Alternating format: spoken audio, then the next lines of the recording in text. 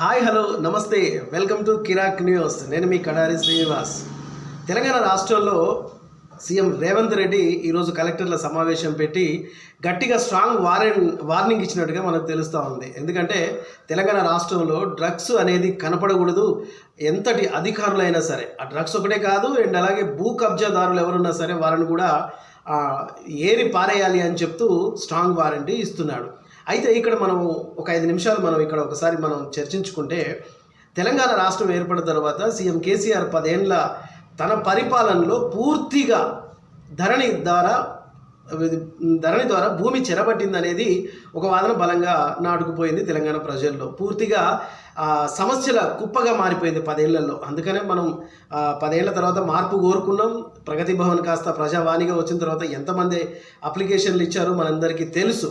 అయితే ఇక్కడ మనం ఆలోచించాల్సిన విషయం ఏంటంటే, ప్రజా సంక్షేమం మీద సీఎం రేవంత్ రెడ్డి ఎంతగానైతే ఆయన మనస్సు పెట్టి విప్లవాత్మకమైన చర్యలు తీసుకుంటున్నారో, అండ్ అలాగే కూడా డేగ కన్ను పెట్టి బీఆర్ఎస్ పార్టీ మీద ఇంటెలిజెన్స్ వర్గాలు పెట్టి ఆ పార్టీ యొక్క కదలికలను, ఆ నేతల యొక్క మాటలను పూర్తిగా తెప్పించుకుంటున్నాడట సీఎం రేవంత్ రెడ్డి. ఎందుకంటే సరిగ్గా నెల రోజులు తన పరిపాలన కాలేదు, 20 రోజులు అవుతున్న ఈ సందర్భంలో ఇప్పటికే ప్రజాపాలన కార్యక్రమం ద్వారా అన్ని రాష్ట్రంలో ఉన్న అన్ని గ్రామీణ ప్రాంతాల్లో ప్రజల్లో ఒక చైతన్యం వచ్చింది. ప్రజల్లో ఒక విప్లవాత్మకమైన చర్చ జరుగుతోంది.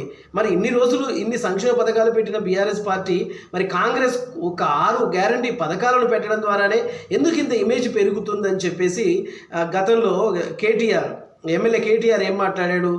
మా నాయన 32 కాలేజీలు మెడికల్ కాలేజీ ఏర్పాటు చేశాడు, కానీ 32 యూట్యూబ్ ఛానళ్ళు పెడితే బాగుండు అని చెప్పి.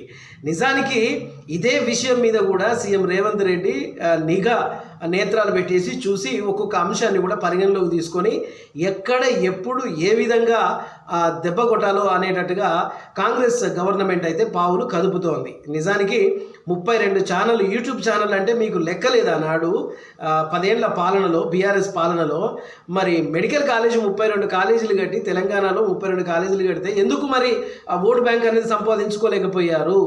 ఎందుకు మీరు ప్రజల్లో పూర్తిగా మీ మీద ఉన్న అభిమానాన్ని, ప్రేమను కానీ ఓటు బ్యాంకును కూడా కాపాడుకోలేకపోయారు అనేది ఇక్కడ మనం ఆలోచించాల్సిన విషయం.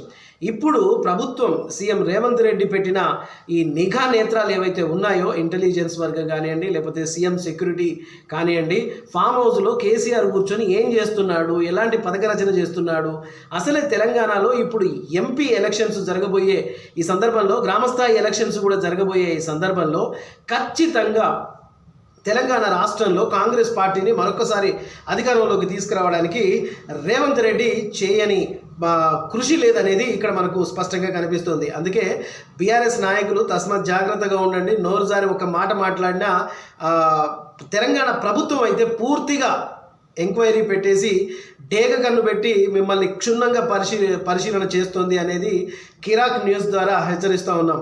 ఎందుకంటే తెలంగాణ రాష్ట్రంలో 20 రోజుల నుంచి ఎన్నో విప్లవాత్మకమైన చట్టాలు చేస్తున్నప్పటికీ, ఆలోచనలు, నిర్ణయాలు తీసుకుంటున్నప్పటికీ, ఇంకోవైపు ప్రజల్లో ఉంటూనే సీఎం రేవంత్ రెడ్డి ఇంకోవైపు ఫామ్ హౌస్లో ఏం జరుగుతుంది అనే సంగతిని కూడా తెలుసుకునే ప్రయత్నం చేస్తున్నాడు. అందులో భాగంగానే సీఎం రేవంత్ రెడ్డి ఏం చెప్పాడు? ఫలానా ఆంధ్రాలో ఆయన అన్ని కార్లు కొని అక్కడ పెట్టాడు అని చెప్పగానే సోషల్ మీడియా మొత్తం కూడా కూసి డైరెక్ట్ అక్కడికి వెళ్ళేసి అక్కడ ఎన్ని కార్లు ఉన్నాయి, ఎన్ని బుల్లెట్ ప్రూఫ్ ఉన్నాయి అని చెప్పడం, వెంటనే దాని మీద కవిత ఎస్ ప్రభుత్వంలోకి వస్తాం కాబట్టి అని చెప్పి కవిత కేటీఆర్ గారు చెప్పడము. అంటే దొంగెవరంటే భుజాలు తడుపుకుంటున్నట్టుగా మేమే మళ్ళీ అధికారంలోకి వస్తామంటే అంత ఈగో పనికిరాదనేది ప్రజాస్వామ్యంలో పూర్తిగా మనకు అర్థమవుతుంది. అంత నమ్మకం కూడా వద్దు అనేది ప్రజాస్వామ్యంలో మనకు అర్థమవుతుంది. సో ఒక్కొక్కటి తోడుతూ ఉంటే 10 ఏళ్ల పాపాలన్నీ బయటపడాలంటే మరి సమయం కూడా తీసుకుంటుంది. కాబట్టి ఈ సందర్భంగా కిరాక్ న్యూస్ ద్వారా ఈ చర్చ ద్వారా తెలిసిన విషయం ఏంటంటే, డేగ కన్నుతో ప్రభుత్వం ఫామ్ హౌస్లో ఏం జరుగుతుంది, ఆయా బీఆర్ఎస్ లీడర్లు ఏం మాట్లాడుతున్నారు, ఎప్పుడు ఏ విధంగా ప్రభుత్వం మీద నిందలు వేయడానికి రెడీగా ఉంటున్నారు అనేది ఇంటెలిజెన్స్ వర్గాల నుంచి పూర్తిగా సమాచారం తీసుకొని పథక రచన చేసి దెబ్బ కొట్టడానికి రెడీగా ఉంది. కాబట్టి రాబోయే గ్రామ పంచాయతీ సర్పంచ్ ఎలక్షన్లో అండ్ అలాగే ఎంపీ ఎలక్షన్లో కూడా కాంగ్రెస్ క్లీన్ చీట్ తోటి సోనియా గాంధీకి ఒక గిఫ్ట్గా ఇవ్వాలనేది ఆలోచన చేస్తూ ఉన్నది. చూద్దాం మరి రాబోయే ఎంపీ ఎలక్షన్లు కానీ లేకపోతే సర్పంచ్ ఎలక్షన్లు కానీ ఏ పార్టీ హస్తగతం చేసుకుంటుందో వెయిట్ అండ్ సీ. మొత్తానికి ఫామ్ హౌస్లో పడుకున్న సార్ను కూడా నిద్రపోనీయకుండా రేవంత్ రెడ్డి డేగ కన్ను పెట్టి చూస్తున్నాడు అనేది కిరాక్ న్యూస్ ద్వారా మీకు నేను తెలియజేస్తున్నాను. ఇదే వీడియో కనుక మీకు నచ్చితే లైక్ చేయండి, షేర్ చేయండి, కామెంట్ చేయండి, తప్పకుండా సబ్స్క్రైబ్ చేయండి. Thank you very much.